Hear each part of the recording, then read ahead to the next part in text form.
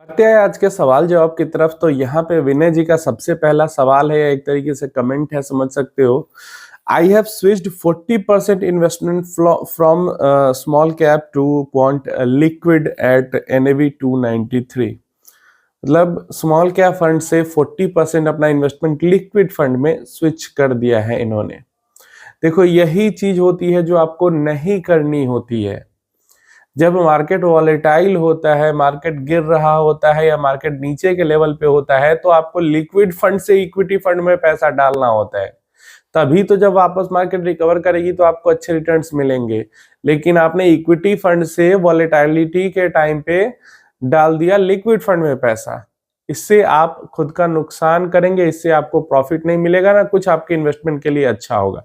जब market high पे रहती है तो, या फिर आपका गोल पूरा होने वाला रहता है, तो ये सब सिनेरियो में आप इक्विटी फंड से डेट फंड में या लिक्विड फंड में पैसा डालते हैं। जब मार्केट के अंदर में अपॉर्चुनिटी क्रिएट हो रही है, उस टाइम पे मार्केट गिर रहा है, उस टाइम पे आप इक्विटी से लिक्विड में डालोगे तो आप खुद का ही नुकसान करोगे। सेकंड हमारे पास आ जाता है अननोन यूजर, हैंडल का नाम ही अननोन है। हाई से 1,20,000 आई थिंक लिखा है इन्होंने, 12 लाख लिखा है। प्रॉफिट निकल गया है, वो भी तब जब हाइब्रिड और सेफ फंड में निवेश है। हाइब्रिड फंड में इन्वेस्टमेंट है, फिर भी इनका 12 लाख लिखा है। मुझे लगता है इन्होंने 1,20,000 लिखना चाहा होगा, 12 लाख हो गया हो तो, या फिर 12 लाख ही लिखा हो, जो भी लिखा हो। तो यहाँ पे इनका कहना है कि हाइब्रिड फंड में इन्वेस्टमेंट किया था, फिर भी इतना जो प्रॉफिट था वो गायब हो गया। अब देखो, यही बात मैं आपको समझाता हूं, और हाइब्रिड फंड के अंदर बहुत ज्यादा मेरा इंटरेस्ट ना होने का, अब चाहे मल्टी एसेट एलोकेशन फंड हो या किसी भी तरीके का फंड हो, समझ रहे हो, दो ही चीज होती है। कोई भी हाइब्रिड फंड हो, अगर वो ज्यादा इक्विटी में एलोकेशन रखेगा तो ज्यादा वो रिटर्न बनाएगा और ज्यादा गिरेगा भी, और अगर ज्यादा एलोकेशन वो डेट के अंदर रखेगा, अदर एसेट के अंदर रखेगा, तो गिरेगा कम तो रिटर्न भी कम बना के देगा। सिंपल सा ये समझ के चलना है। हाइब्रिड फंड कहने के लिए हाइब्रिड होता है कि देखो, हाइब्रिड को प्रमोट इस तरीके से किया जाता है कि जो अदर एसेट्स की है सेफ्टी और इक्विटी का रिटर्न, मतलब दोनों फायदे मिल जाएंगे। लेकिन एक्चुअल में होता वैसा कुछ नहीं है। अदर एसेट्स में इन्वेस्ट करना है, आप अलग कर लो, ठीक है, बढ़िया है।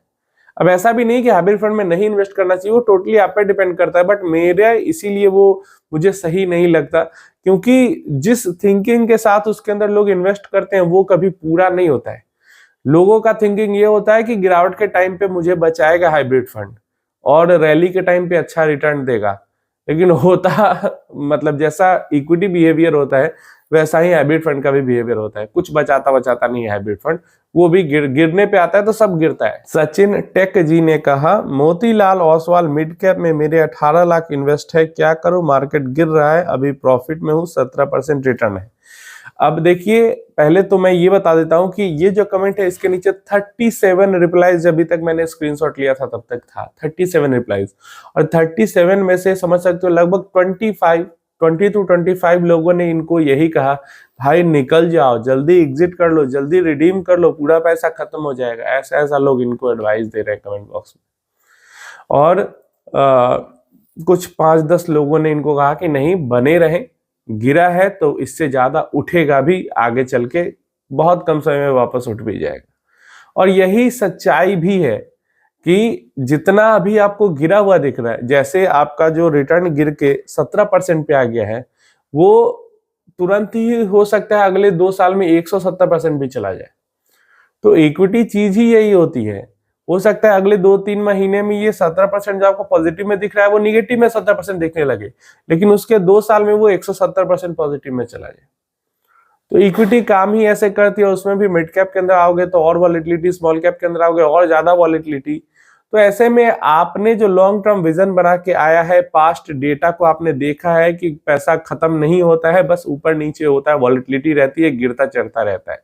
तो अपने गोल पे फोकस रखें, और इधर उधर से नॉइज के चक्कर में पड़ेंगे तो जैसे 37 लोगों ने कमेंट किया, उसमें से 25 लोग कह रहे हैं बेच के हट ही जाओ। तौसीफ अहमद जी का कहना है, मेरे ख्याल से बैंक वाले म्यूचुअल फंड ही सही है, like SBI, HDFC, ICICI, Kotak, ETC। तो देखिए, ये आपका ख्याल जो है वो सही नहीं है। ये फ्रंट रनिंग के लिए कह रहे हैं कि बैंक वाले म्यूचुअल फंड सही है, ऐसा नहीं है। क्वांट की बात करते हैं तो क्वांट के बाद, मतलब क्वांट का 6 महीना हुआ होगा ना जो सीजर ऑपरेशन हुआ था, उसके बाद LIC के अंदर में एक दो लोग जो डीलिंग करते थे इक्विटी में वो फ्रंट रनिंग करते हुए पकड़े गए। LIC के अंदर, LIC म्यूचुअल फंड इतनी बड़ी गवर्नमेंट ऑर्गेनाइजेशन, उससे पहले एक्सिस प्राइवेट बैंक है, इतनी बड़ी बैंक है, उसके अंदर में फ्रंट रनिंग होते हुए पकड़ा गया। उससे पहले HDFC बैंक, जिसका आप नाम आपने कमेंट में लिखा है, उसके अंदर भी फ्रंट रनिंग हो रही थी, वो भी पकड़ा गया था। तो फ्रंट रनिंग से कोई भी ऑर्गेनाइजेशन बचा हुआ नहीं है, चाहे गवर्नमेंट वाला हो, बहुत नामी गामी प्राइवेट हो, या फिर छोटा मोटा प्राइवेट ऑर्गेनाइजेशन हो, क्योंकि ये चीज ही ऐसा है कि न्यूज लीक हो ही जाती है, और न्यूज लीक होती है तो उसको कोई ना कोई फ्रंट रन कर ही लेता है। इसमें AMC के अंदर, मतलब AMC की कुछ नहीं गलती होती है, AMC स्कैम नहीं करती है, लेकिन जो लोग न्यूज लीक करवा देते हैं वो लोग अपना फायदा करवा लेते हैं। तो इसको रोकना बहुत ही ज्यादा नामुमकिन टाइप की चीज है, और पता नहीं सेबी इसको कैसे हैंडल करके ऐसा कुछ करे कि ये जो फ्रंट रनिंग है वो 0% पे आ जाए, क्योंकि बहुत फ्रंट रनिंग। अभी देखो, अभी पिछले 6 महीने में केतन पारेख वाला केस आया, LIC वाला केस आया, और क्वांट का केस आया।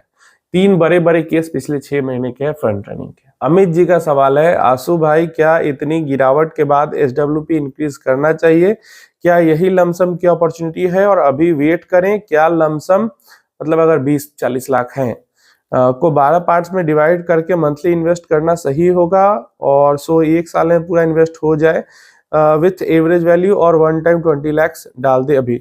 देखिए, ये डिपेंड करता है, मैं तो कहूंगा डिपेंड भी करता है, छोड़ो 1 लाख आप डालोगे तो आप भले एक बार में, अगर आप डालोगे तो आप टेंशन में आ ही जाओगे, इसलिए आप एक बार में मत डालो। अगर एक मेच्योर इन्वेस्टर रहता है तो वो एक बार में भी अभी 20 लाख डाल देगा, आगे उसके पास 5-7 साल का भी टाइमिंग है, तो कोई दिक्कत नहीं है। लेकिन अगर आप नए इन्वेस्टर हो, जैसा कि आपने कमेंट किया, तो आपका कमेंट पढ़ के भी लग रहा है कि आप नए इन्वेस्टर हो, या तो थोड़ा ही समय हुआ है आपको इन्वेस्टमेंट स्टार्ट करते हुए। ऐसे में आप एक बार में पूरा पैसा नहीं डालो, क्योंकि 20 का जैसे 18 होगा, 20 लाख आप डालोगे, अगर घट के 18 होता है, 17 होता है, तो आप पैनिक मोड में आ जाओगे, आप बेच दोगे, अपना नुकसान कर लोगे। इससे अच्छा है कि आप 1 लाख 2 लाख रुपया करके, 1 लाख नहीं, 1 लाख में तो बहुत लंबा चला जाएगा, 2 लाख रुपया महीना करके, हर महीना करके आप म्यूचुअल फंड में इन्वेस्ट कर दो। वो पर्सनली आपके लिए ज्यादा बेहतर ऑप्शन होगा। एक बार में भी पूरा डाल भी देंगे तो कोई दिक्कत नहीं होगी, वो तो और अच्छी चीज है, लेकिन दिक्कत ये है कि आप नए हो और वॉलेटिलिटी हो सकता है आगे 1-2 महीने में अगर बढ़े, अगर बजट में कुछ सही नहीं आता, उल्टा सीधा आता, तो वॉलेटिलिटी और बढ़ जाएगी।